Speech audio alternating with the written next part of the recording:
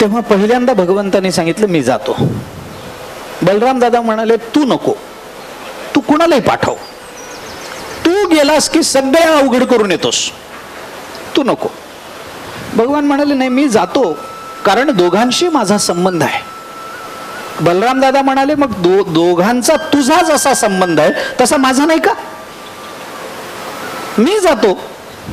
भगवान म्हणाले दोघंही जाऊ. बलराम दादा म्हणाले मुळीच नाही, कारण तू आणि मी गेलो की तू असं काहीतरी बोलतोस की मला बोलता येत नाही, तू तुझंच खरं करू, तू नकोच, मी जातो. भगवंतानी बलराम दादाला सांगितलं तुम्ही जाल, परंतु भीम आणि दुर्योधन हे दोघेही तुमचे शिष्य आहेत, तुमचा कल थोडा दुर्योधनाच्या बाजूने आहे, तुम्ही काही विपरीत ठरवून आलात तर. बलराम दादाला सहन झालं नाही आरोप. भगवान म्हणाले तूच जा. भगवान म्हणाले मला हेच पाहिजे होतं. आपल्याला अपेक्षित असणारी वस्तू कोणत्याही रूपाने भगवंतानी प्राप्त करून घेतली आहे, मी जातो. पांडवांकडे दूत पाठवावा, युद्ध शक्यतो टाळावं या विचारानं बलराम दादांनी अथक प्रयत्न केले. युद्ध टळलं नाही. भगवान गेलेले असल्यामुळे युद्ध ठरवूनच भगवान परत आले. अर्ध राज्य मागितलं, द्यायला तयार नाही. 5 नगरं मागितली, दुर्योधन द्यायला तयार नाही.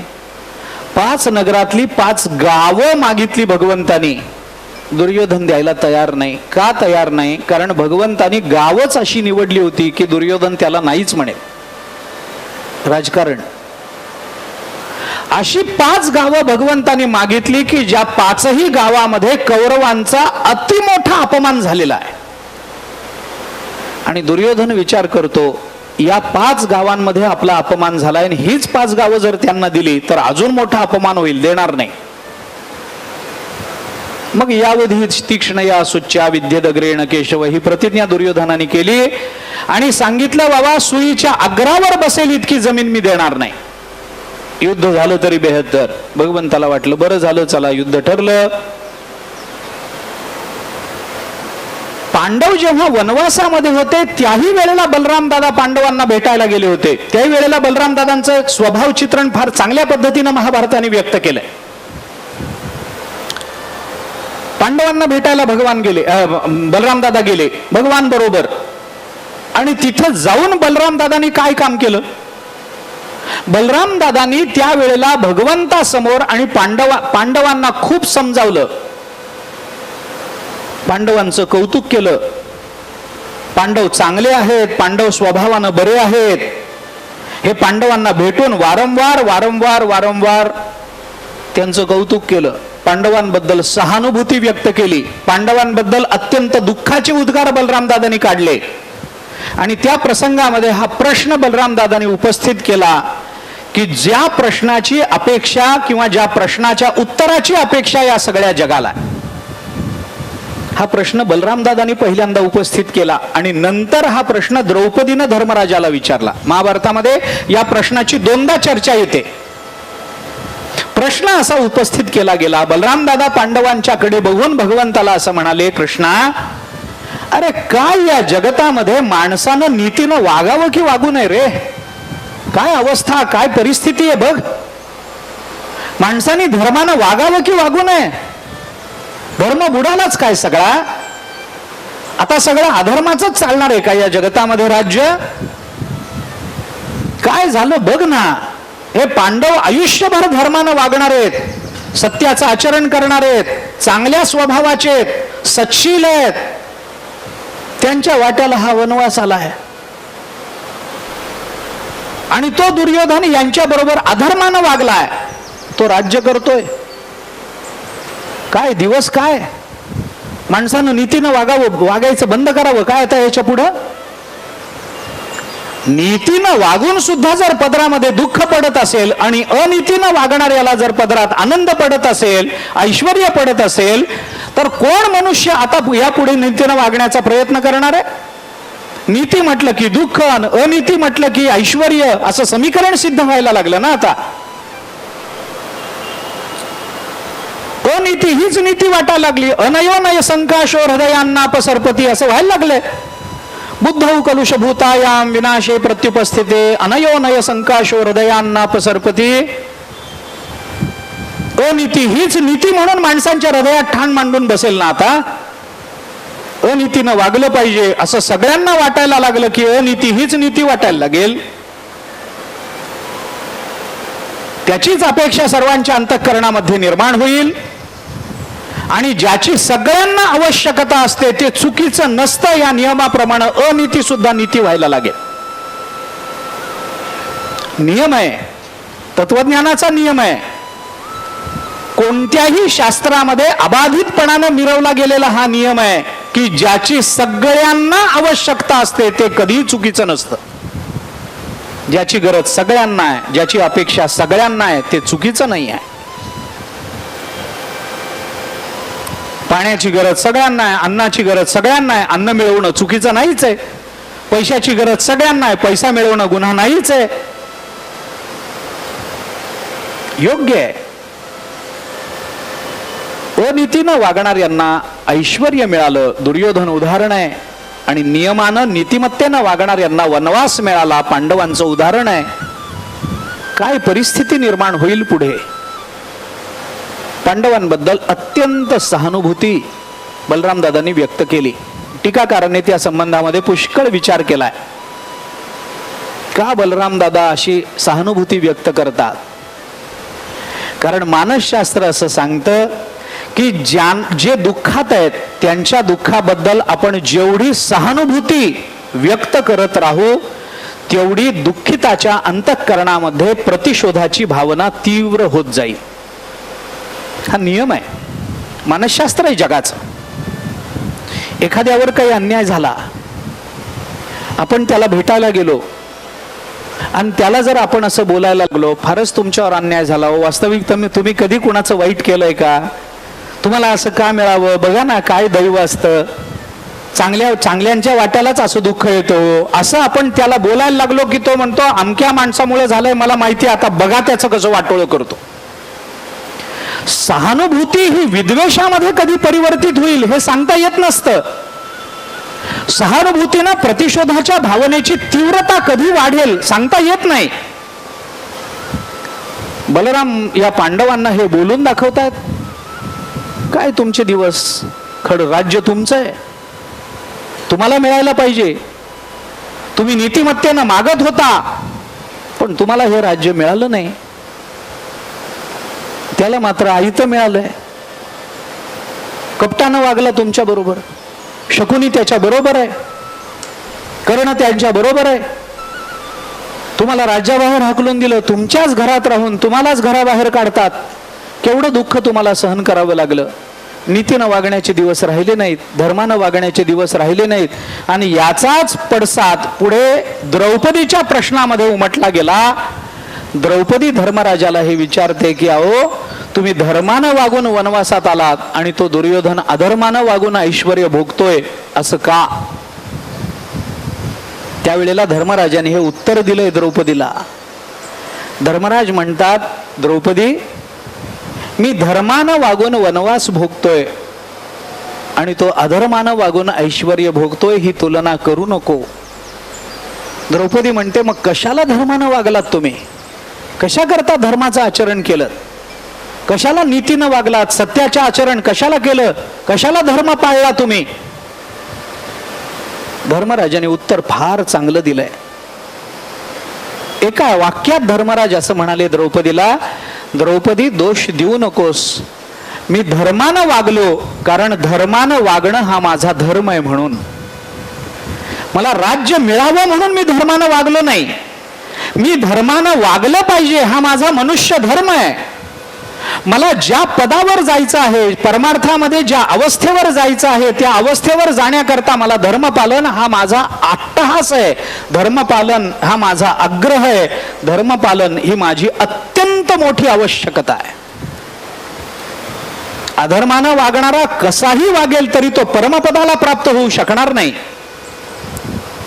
मी धर्मानं वागणं हा माझा धर्म आहे म्हणून मी धर्मानं वागलो. पण हा प्रश्न उपस्थित केला बलराम दादानी पांडवांच्या अंतःकरणामध्ये.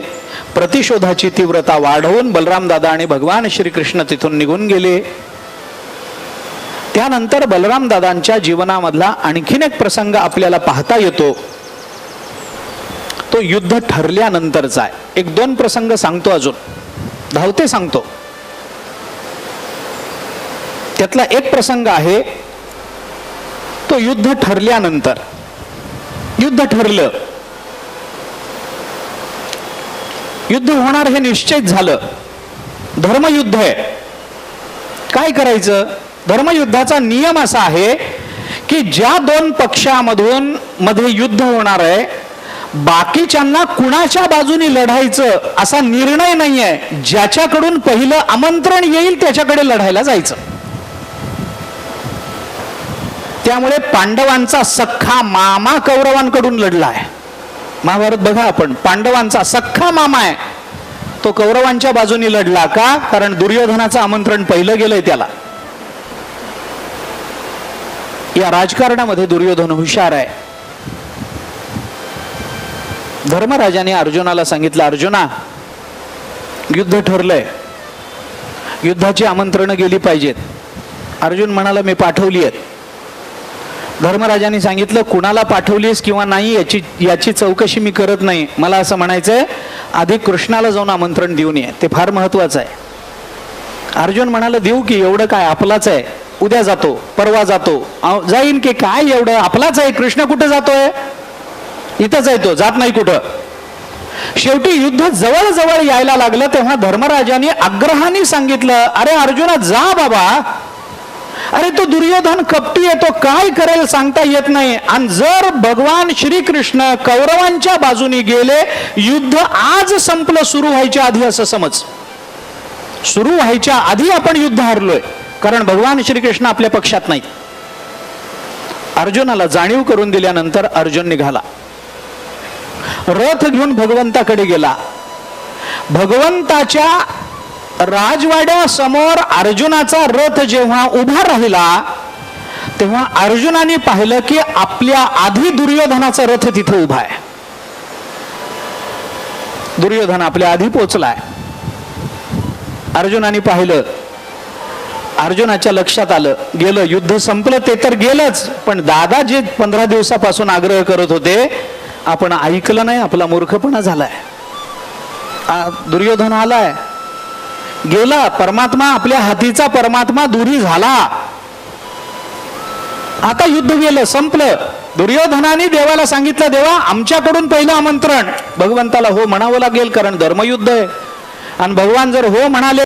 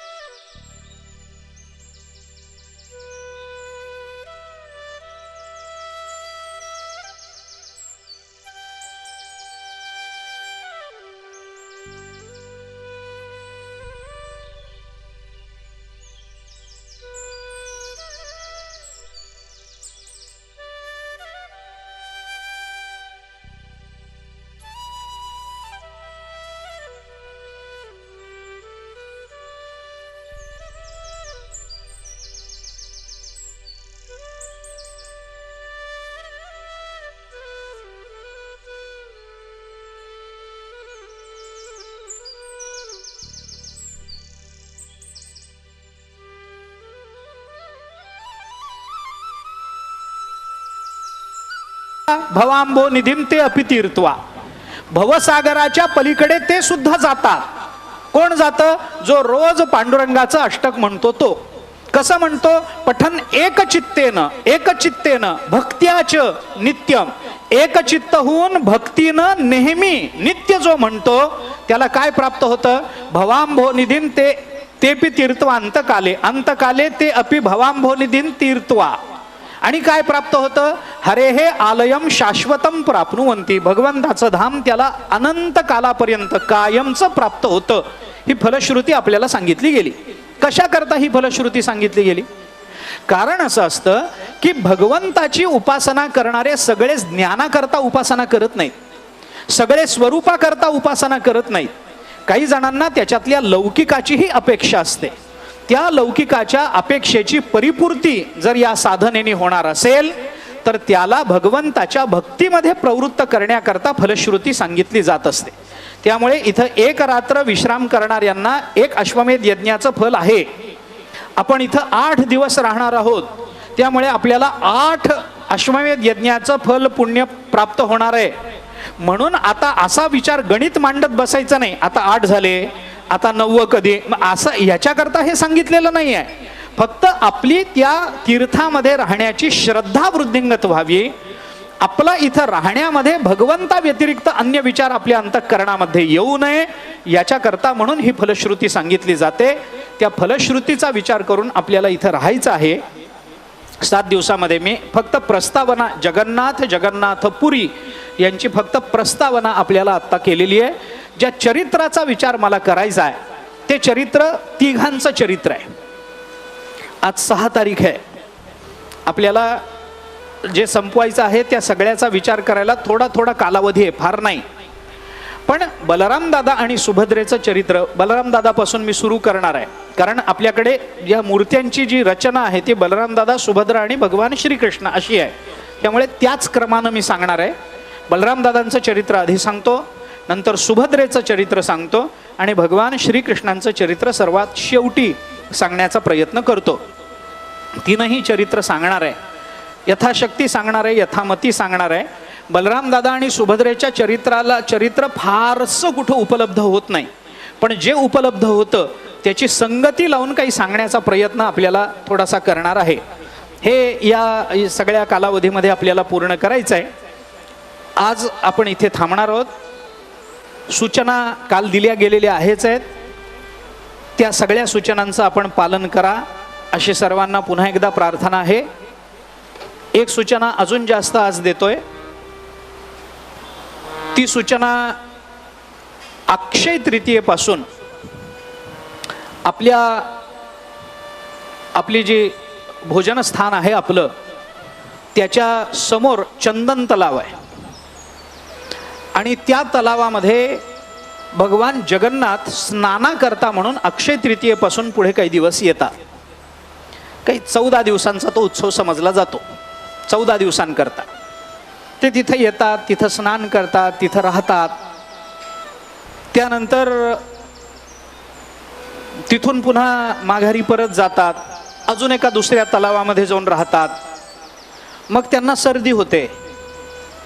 सर्दी झाली की मग त्यांचं आजारपण सुरू होतं की मग या भगवंताला काढे दिले जातात. वैद्य येतात, वैद्य भगवंताला इथल्या पद्धती आहेत तशा.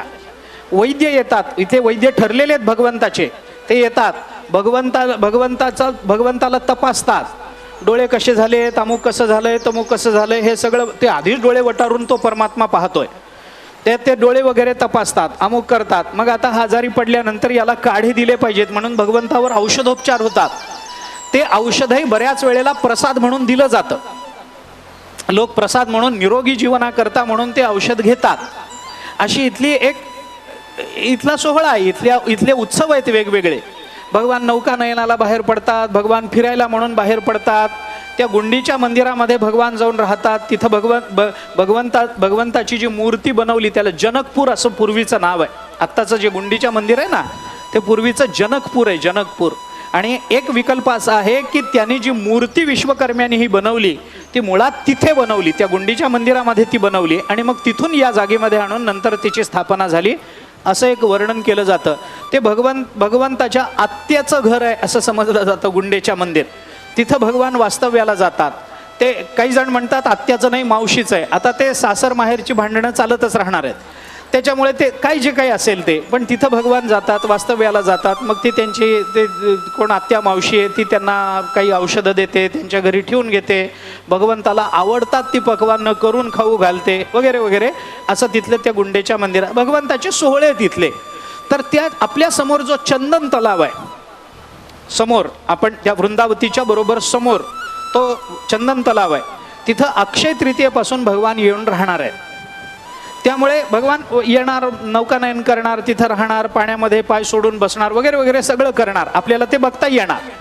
पण या सगळ्या उत्सवाकरता या क्षेत्रामध्ये हजारोने भाविक येतात अक्षय तृतीयेपासून. एक लक्षात घ्या, तुम्ही दोघेही मला जवळचे, भांडू नका. युद्धामध्ये कुणाला काय पाहिजे याच्याकरता मी दोन विभाग करतो. माझी नारायणी सेना मी एका बाजूला ठेवतो. भगवंताच्या असं सांगितलं जातं की भगवंताच्या नारायणी सेनेमध्ये प्रत्येक सैनिकाला नारायणाची शक्ती होती, म्हणून त्याला नारायणी सेना असं नाव पडलं. असं सैन्य एका बाजूला आहे आणि दुसऱ्या बाजूला मी आहे, पण मी हातामध्ये शस्त्र धारण करणार नाही, मी युद्ध करणार नाही, मी कुणाला मारणार नाही. न धरी शस्त्र करे मी, गोष्टी सांगेन युक्तीच्या चार गोष्टी सांगेन तुम्हाला. 4 गोष्टी भगवंतानी सांगितल्या आणि ते 4च श्लोक महत्वाचे संबंध गीतेमध्ये. गोष्टी सांगेन युक्तीच्या 4. कर्मण्येव अधिकार असते मा फलेषु कदाचन मा कर्मफल हे तुर्भुर माते संगोस्त्व कर्मणी. 1 नासतो विद्यते भावो नाभावो विद्यते सतः उभयोरपि दृष्टोंतस्त्वनयो तत्वदर्शिभी. 2 मन्मना भव मद्भक्तो मद्याजिमाम नमस्कुरु मामे वैश्यसी युक्तैव मात्मानं मत्परायणः. 3 सर्वधर्मान् परित्यज्य मामेकं शरणं व्रज अहं त्वा सर्व पापेभ्यो मोक्षयिष्यामि मा शुचः. गोष्टी सांगेन युक्तीच्या 4.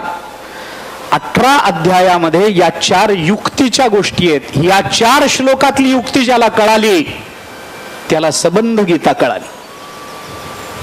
हातामध्ये शस्त्र धारण करणार नाही.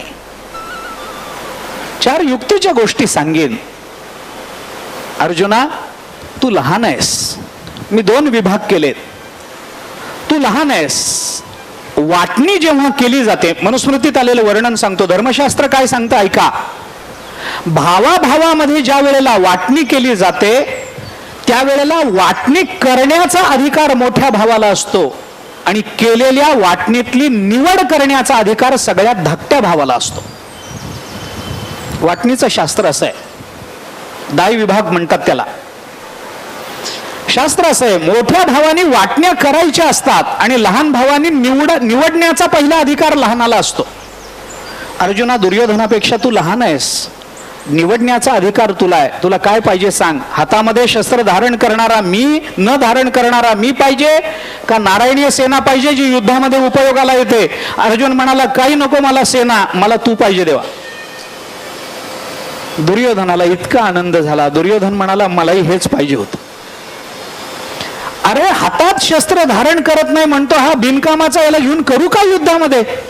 आणि गोष्टी सांगेन युक्तीच्या 4. मी काय गोष्टी ऐकायला चाललो तिथं. याच्या गोष्टी, बरं झालं मला नकोच होतं युद्धामध्ये, नारायणीय सेना पाहिजे, बरं झालं.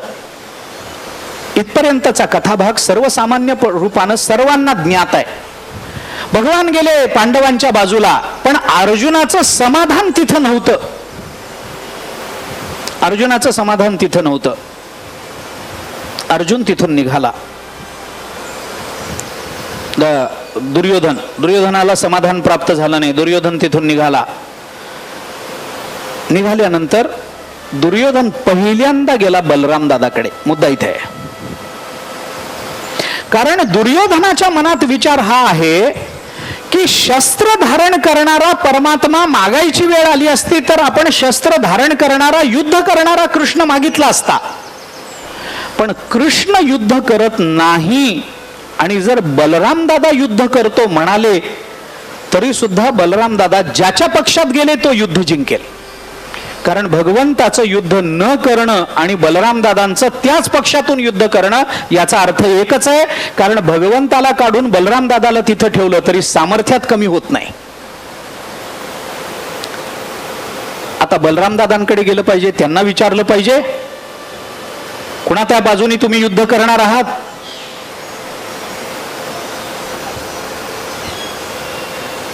दुर्योधन बलराम दादांकडे गेला. दुर्योधन गेला, अर्जुन गेला नाही. कारण अर्जुनाचं म्हणणं असं आहे, ज्याच्या हातात कृष्ण आला त्याच्या हातात बलराम आला, पण ज्याच्या हातात बलराम दादा आले त्याच्या हातात कृष्ण जात नाही. अर्जुनाचं समीकरण वेगळं होतं. अर्जुन बलराम दादा आणि कृष्णाला एकच म्हणून बघत होता, पण दुर्योधन दोघांचं सामर्थ्य एक बघत होता, पण दोन व्यक्ती म्हणून वेगळ्या बघत होता. दुर्योधन गेला बलराम दादांकडे आणि बलराम दादाला विचारलं, असं असं युद्ध आहे, काय करावं, तुम्ही आमच्या बाजूने युद्ध करावं असं आम्हाला वाटतं.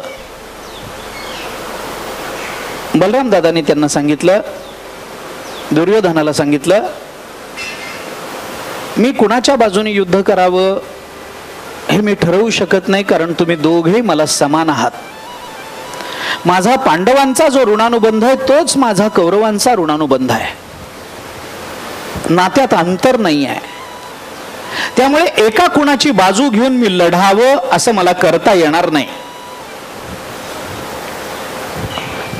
मी कृष्णाला हे वारंवार सांगितलं होतं की हे युद्ध टाळायचा तू पुन्हा पुन्हा प्रयत्न कर. तू कुणाच्या एका बाजूने जाण्याचा विचार करू नको. ज्याचं आमंत्रण येईल तिथं मी जाईन हा विचार तू करू नको. आपला दोघांशीही समानत्वानं संबंध आहे.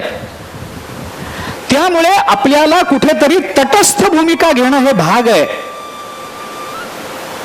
ही तटस्थ भूमिका तू घे असं मी वारंवार सांगितलेलं आहे. माझं ऐकलं नाही कृष्णाने. युद्ध ठरलं. पांडवांच्या पक्षाकडून भगवान श्रीकृष्ण राहणार हेही ठरलं.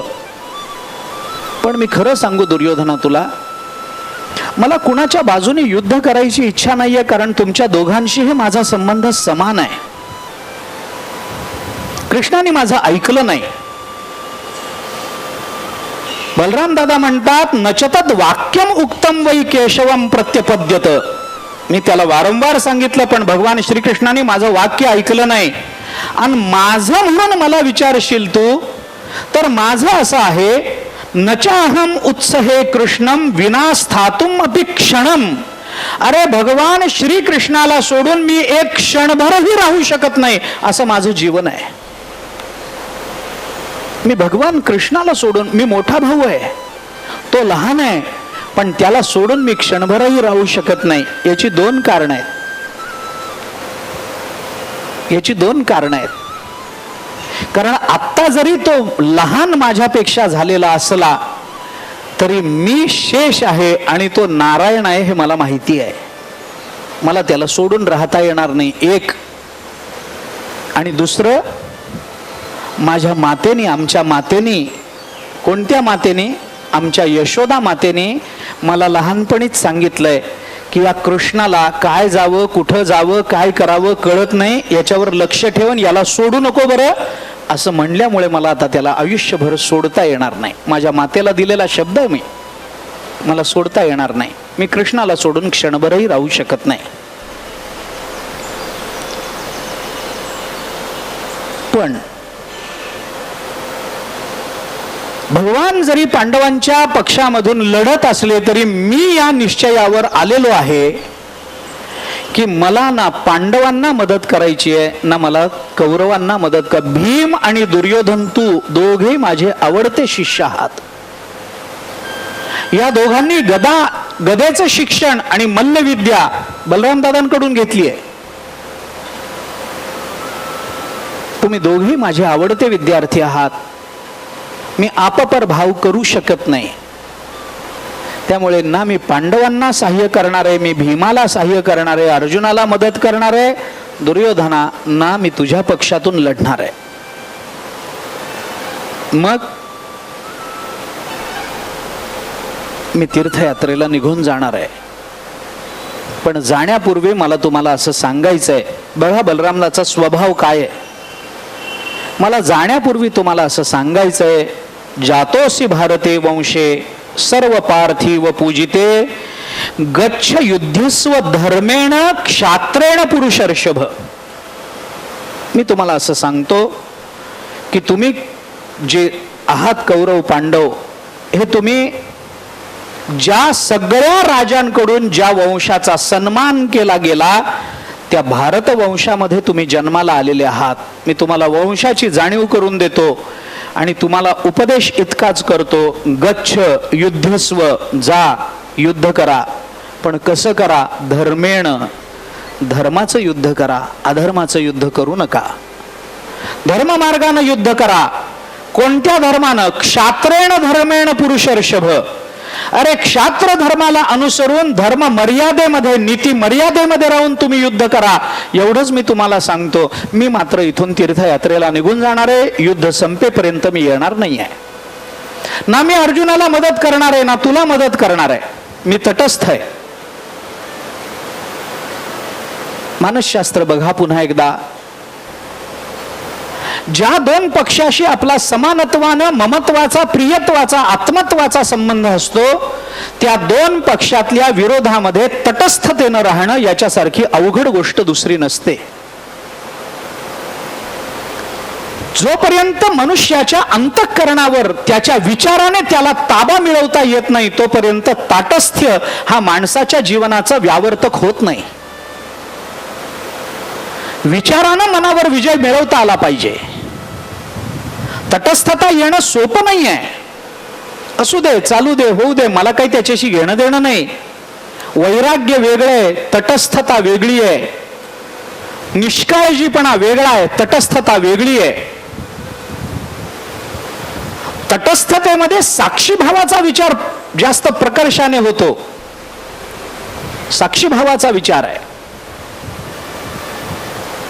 तटस्थतेमध्ये उदासीनत्वाचा विचार जास्त प्रकर्षाने होतो. डोळ्याला दिसतं पण मनात विकार उत्पन्न करत नाही.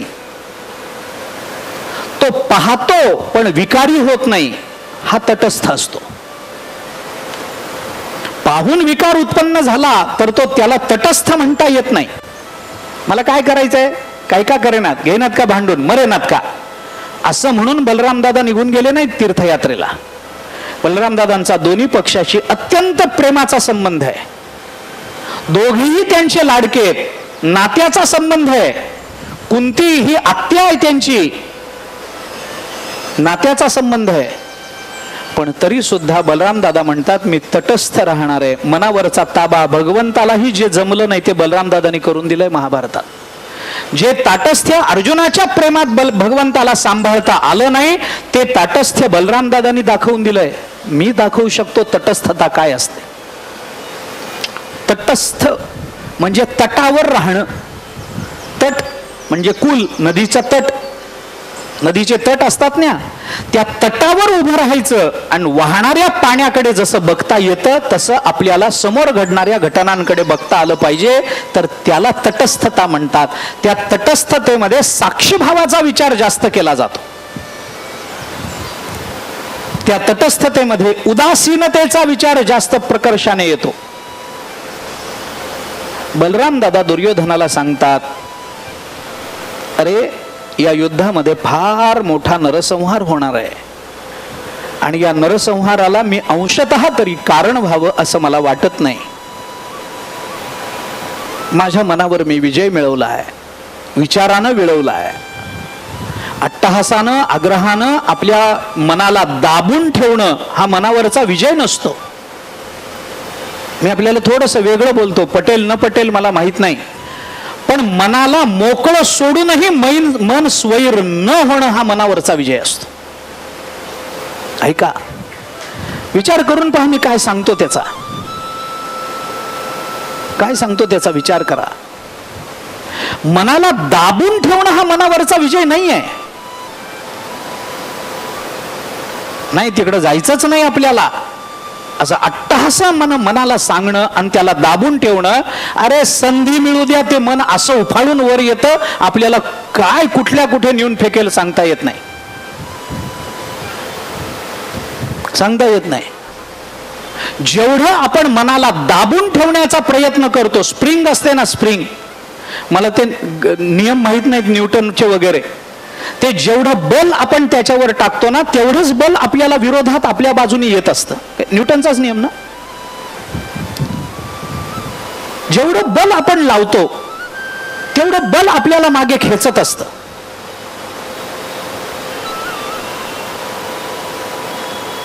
स्वभाव मूर्ध्नी वर्तते, सुभाषितकारांनी चिंतन केलंय. स्वभाव नेहमी जोरानं वर येण्याचा प्रयत्न करत असतो, मन नेहमी वर. म्हणून मनाला दाबून ठेवणं हा मनावरचा विजय नाही. मनाला मोकळं सोडूनही मन आपल्या मनाविरुद्ध न वागणं हा मनावरचा विजय आहे. थोडं सोपे बोलतो अजून, लक्षात घ्या. मनाला मोकळं सोडा तरीही मन गैरमार्गाने जात नसेल तर तो मनावरचा विजय आहे. मनाला मोकळं सोडा तरीही मन स्वैराचार करत नसेल तर तो मनावरचा विजय आहे. बलराम दादांनी सांगितलं, मला दोन्ही बाजूने लढायचं नाही आहे. माझ्या विचाराने मी माझ्या मनावर ताबा मिळवलाय, मी निघून जाणार आहे, कोणत्याच बाजूने लढणार नाही. बलराम दादांचं हे स्वभाव वैशिष्ट्य ज्या वेळेला दुर्योधनाला कळलं, आणि दुर्योधन म्हणतो की तुम्ही लढणार नाही आहात, बिलकुल नाही. इथे थांबणार नाही आहात, बिलकुल नाही. असं जेव्हा बलराम दादांनी सांगितलं, दुर्योधनाला सगळ्यात जास्त आनंद झाला. भगवान दुर्योधनाच्या पक्षात गेले असते तर दुर्योधनाला तितका आनंद झाला नसता जेवढा आनंद बलराम दादा कुठल्याच बाजूनी लढणार नाहीत हे कळल्यावर दुर्योधनाला झालाय. बलराम दादाच्या बलाची ताकद इथं कळते. विचार करा, साधी गोष्ट नाही आहे ही. भगवान कौरवांच्या पक्षामध्ये आले असते तर दुर्योधनाला इतका आनंद झाला नसता जेवढा आनंद दुर्योधनाला बलराम दादा कुठल्याच पक्षात लढणार नाहीत हे कळल्याने झालाय. आणि इतका आनंद झाला, वैशंपायन सांगतात, इति एवं उक्तस्तु तदा परिष्वज्य हलायुधम. दुर्योधनाने बलराम दादाला गाढ आलिंगन दिलं आणि दुर्योधनाला असं वाटलं, आता भगवान श्रीकृष्णाला आपण फसवलंय. कारण दुर्योधनाच्या मनात हा विचार आला होता की कृष्ण हातामध्ये शस्त्र न धरता अर्जुनाच्या बाजूनी लढतायत, पण कृष्ण अर्जुनाच्या बाजूनी लढतायत म्हणल्यानंतर बलराम दादाही अर्जुनाच्याच बाजूनी जातील, पण हातामध्ये शस्त्र घेऊन लढतील. आणि बलराम दादा शस्त्र घेऊन लढले तर आपलं काही खरं नाही हे दुर्योधनाला माहिती होतं. म्हणून राजकारण करून दुर्योधनाने बलराम दादाला तटस्थ ठेवण्याचा प्रयत्न केला, पण बलराम दादा आधीच विचारानं तटस्थ झालेले असल्यामुळे अर्जुनाला वाटलं आपला डाव साधला गेला. आणि कृष्णाला जे वाटत होतं की आपण युद्ध केल्यासारखं दाखवू नये, पण बलराम दादांच्या हातून कौरवांचा काटा काढावा, हा भगवंताचा डाव मात्र अयशस्वी झाला. आता भगवान फसले असं दुर्योधनाला वाटलं. महाभारताने तसं वर्णन केलंय. आणि दुर्योधन तिथून निघाला अशा आत्मविश्वासानं निघाला की बस आता युद्धाचा विजय, युद्ध आपल्याच बाजूने झालं, विजय आपलाच आहे. बलराम दादाच्या सामर्थ्याची चुणूक आपल्याला इथं दिसते. अशा अनेक घटना आहेत की ज्या घटनांमधून बलराम दादांचं सामर्थ्य आपल्याला कळतं. बलराम दादा तिथून निघून गेले, तीर्थयात्रेला निघून गेले. महाभारतामध्ये जवळजवळ 10-12 अध्याय बलराम दादाच्या तीर्थयात्रेकरता खर्च केले गेले. तीर्थयात्रा संपवून ज्या वेळेला बलराम दादा परत आले त्यावेळेला कौरव पांडवांचं युद्ध जवळजवळ संपलं होतं. फक्त दुर्योधन जिवंत राहिला होता. दुर्योधन आणि भीम दादा या दोघांचं गदा युद्ध होणार होतं. या गदा युद्धाकरता या दोघांनाही समंत पंचकामध्ये न्यावं. बलराम दादा उपस्थित झाले, सगळ्यांना आनंद झाला. त्यांच्या समक्ष युद्ध होईल. आता 2 शिष्यांचं आणि गुरुला निर्णय करावा लागेल असं वाटलं. समंत पंचकामध्ये जाऊन हे युद्ध करावं असं बलराम दादांनी सुचवलं. दोघांनाही तिथं नेलं. खरेपणाची बाजू बलराम दादांची इतकी पक्की आहे. पांडवांवर अन्याय झाला हे बलराम दादांना माहिती आहे, पांडवांबद्दल सहानुभूती बलराम दादांच्या अंतःकरणात आहे, पण अर्जुनाने बहिणीला पळवणं हे बलराम दादांना मान्य नाहीये. जेव्हा बलराम दादा आले, दुर्योधन आणि भीमाचं युद्ध, गदा युद्ध सुरू झालं आणि हे युद्ध बघायला सुद्धा बलराम दादा तिथं उपस्थित नव्हते. युद्ध चालू झालं आणि भगवंतानी सूचना दिल्यावरून भीमानं कमरेच्या खाली, दुर्योधनाच्या कमरेच्या खाली गदेचा प्रहार केला. त्या प्रहारामधून दुर्योधनाला पराजित व्हावं लागलं आणि कमरेच्या खाली गदा मारायची नाही असा गदा युद्धाचा नियम आहे. हा नियम बलराम दादांनी या दोघांना शिकवलेला आहे. आणि असं असताना सुद्धा भीमानी दुर्योधनाच्या कमरेखाली गदा प्रहार केला. हे जेव्हा बलरामाला कळलं, त्याच्याने दुर्योधन मेला हे कळलं, त्यावेळेला बलराम दादा रागाने उठले, हातामध्ये गदा घेतली आणि ते म्हणाले, ज्या भीमाने अधर्माने विजय मिळवलाय त्या भीमाला मारल्याशिवाय परत येणार नाही. सत्याची बाजू कशी आहे बघा. सत्य प्रिय अप्रियत्वावर सत्यत्वाचा निकष होत नाही. सत्य सत्य म्हणून अबाधित असतं. जे सत्य आहे त्याला प्रिय मानण्यामध्ये जीवनाचं कल्याण असतं. अप्रियाला सत्य ठरवण्यात जीवनाचं कल्याण होत नसतं. बलराम दादांच्या जीवनचरित्रातलं हे शिक्षण आहे. बलराम दादा, मग तो अर्जुन असेल, चुकीच्या पद्धतीनं नेले ना त्याला शिव्या आहेत. भीमाने चुकीच्या पद्धतीनं गदा प्रहार केला ना भीमाला रागावणं आहे. कारण अधर्म बलराम दादांना खपत नाही आहे. भगवान स्वतः धर्माचं रूप आहे. धर्माची तू मूर्ती, पाप पुण्य तुझे हाती, हे तुकोबारा बोलतात. पण त्या धर्माची सिद्धता ही बलराम दादांच्या कृतीनं होते आहे. बलराम दादा रागावले, अर्जुनाची त्या भीमाची निर्भत्सना केली. भीमाला मारण्याकरता म्हणून बलराम दादा पुढे झाले. त्या दुर्योधनावर अन्याय झाला असं त्यांना वाटलं. त्या भीमाची खूप निंदा बलराम दादांनी केली.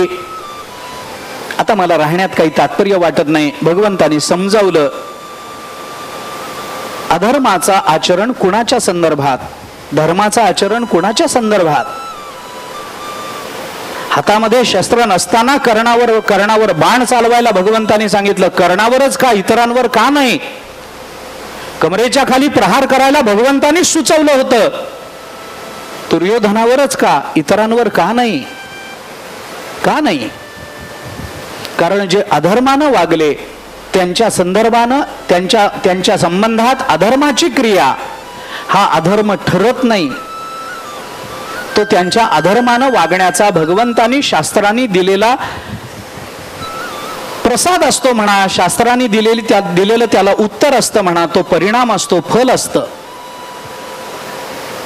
भगवंतानी समजावून सांगितलं, कमरेच्या खाली प्रहार केला नसता दादा तर द्रौपदीच्या वस्त्रहरणाच्या प्रसंगामध्ये भीमानी जी प्रतिज्ञा केली होती ती कशी पूर्ण झाली असती सांगा. ज्या द्रौपदीचं वस्त्र, कुठले प्रसंग भगवंतानी कुठल्या प्रसंगात आठवणीत आणून दिलेत बघा तुम्ही. अरे हा दुर्योधन असाच आहे पहिल्यापासून, भीमाला विष देऊन मारण्याचं हे सांगितलं नाही. भगवंतानी स्मरण करून दिलं या प्रसंगाचा. ज्या वेळेला दुःशासन वस्त्र ओढत होता आणि ज्या वेळेला आपली मांडी उघडी करून दुर्योधन द्रौपदीला आमंत्रण देत होता, या मांडीवर येऊन बस, त्या वेळेला दादा या भीमानं प्रतिज्ञा केली ना, तुझी मांडी फोडून रक्तानं भिजलेल्या हातानं द्रौपदीची वेणी घालीन. हे भीमानी प्रतिज्ञा केली होती ना दादा. जर मांडीवर प्रहार केला नसता तर भीमाची प्रतिज्ञा पूर्ण झाली असती का? आणि भीमाची प्रतिज्ञा पूर्ण झाली नसती तर जी द्रौपदी माझी बहीण म्हणून घेते तिचा एवढा अपमान, त्याचा प्रतिशोध पूर्ण झाला असता का सांगा. या घटनेचं स्मरण करून दिल्याबरोबर बलराम दादाचा अर्धा राग कमी झाला. काय देवाची लीला आहे. कुठली घटना कधी आठवून द्यावी, त्यावेळेला तुम्ही मला तसं केलं नव्हतं का, हे कधी म्हणू नये. सांभाळून ठेवावं, सांभाळून ठेवावं. त्याला त्या व्यक्त करण्याच्या जागा असतात, ठेवाव्यात, त्या स्मरणात ठेवाव्यात, नंतर आठवणीत आणून द्याव्यात की ज्या आठवणीने आपल्या जीवनात काही लाभ होईल. 2-4 घटनांचं स्मरण भगवंतानी करून दिलं. बलराम दादा तिथून उद्विग्न होऊन द्वारकेला निघून गेले. अंतःकरणाचं समाधान झालं आणि भगवंताच्या, बलराम दादाच्या धर्ममय जीवनाचं रहस्य महाभारतामध्ये भगवान शंकरांनी स्वमुखाने सांगितलेलं आहे. बलराम दादांचं मोठेपण याच्यात आहे. भगवान त्यांची स्तुती करतात, भगवान शंकर त्यांची स्तुती करतात. वाऱ्या हाती माप चाले सज्जनाचे, कीर्तिमुख त्यांचे नारायण. भगवान शंकर बलराम दादाचे कीर्तिमुख झालेत. बलराम दादांच्या धर्ममय जीवनाचं वर्णन आणि रहस्य भगवान शंकरांनी सांगितलंय.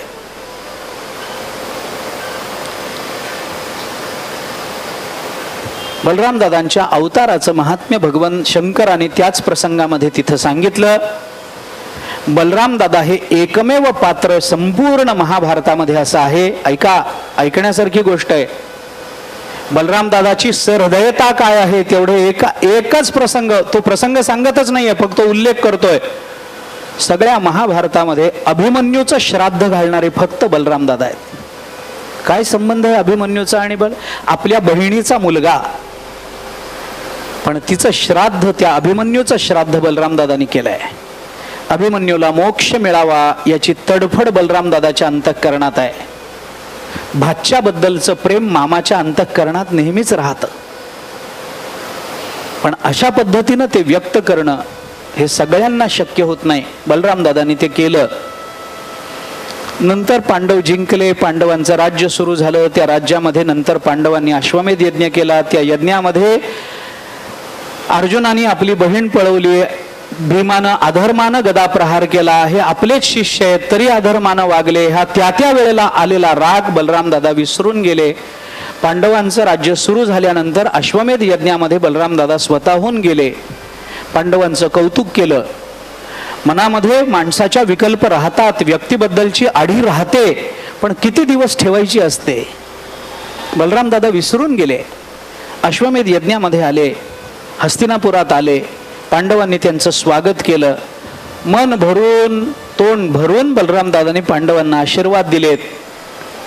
आपल्याला माहिती आहे का नाही मला माहिती नाही, पण द्वारकेमध्ये आपण बोललोय होतो. सबंध द्वारका नगरीमध्ये मद्यपान जे केलं जात नाही ती बलराम दादाची आज्ञा आहे, भगवान श्रीकृष्णाची नाही आहे. बलराम दादांनी मद्यपान बंद केले. द्वारकेमध्ये सुस्थिती निर्माण केली. बलराम दादा होते तोपर्यंत यादव वंशावर बलराम दादांची पकड होती. बलराम दादाला यादव घाबरतही होते. त्यानंतर बलराम दादांनी आपल्या अवतार समाप्तीचा विचार भगवद आज्ञेने केला. बलराम दादांच्या मुखातून एक अत्यंत विशाल काय असा पांढरा सर्प बाहेर पडला. त्या पांढऱ्या सर्पाच्या स्वागताकरता संपूर्ण पृथ्वीवरचे सर्प एकत्रित आले. भगवंतानी तो सर्प बघितला. पांढरा सर्प मुखातून बाहेर पडतोय. हे बघितल्यानंतर भगवंताच्या लक्षात आलं की ज्या आपल्या श्वेत केसापासून यांचा अवतार झालेला आहे, या अवताराची ही परिसमाप्ती श्वेत रंगामध्येच होणार आहे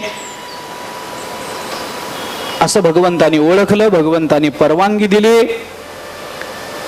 बलराम दादाच्या मुखातून निघालेल्या त्या सापाच्या स्वागताकरता आणि बलराम दादाच्या अवतार समाप्तीच्या साक्षी भावाकरता पृथ्वीवरची सगळी तीर्थ तिथं उपस्थित झाले आणि भगवंताच्या आणि तीर्थाच्या सन्निध समक्ष साक्षी भावानं बलराम दादांनी आपल्या अवताराची परिसमाप्ती केली.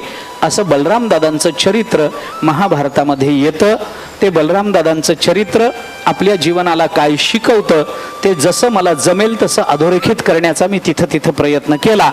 त्याच्यातलं काय आपल्याला घ्यायचं, कसं घ्यायचं, सत्याची कास का पकडायची, भगवान जवळ असून भगवंताकडून घडलेल्याही एखाद्या कृतीच्या बाबतीत सत्याचे निकष लावायचे की लावायचे नाही, याचा विचार वडील बंधू म्हणून कसा करता येऊ शकतो, बंधुत्वाचं नातं कसं जपता येऊ शकतं, याचा विचार आपल्याला बलराम दादांनी दाखवून दिला. तो विचार आपण करावा. बलराम दादांच्या चरित्रानंतर मध्यभागी जी मूर्ती आपल्याला दिसते ती सुभद्रेची मूर्ती आहे. त्या सुभद्रेच्याही चरित्राचा विचार आपल्याला करायचा आहे, पण तो चरित्राचा विचार उद्याला करतो.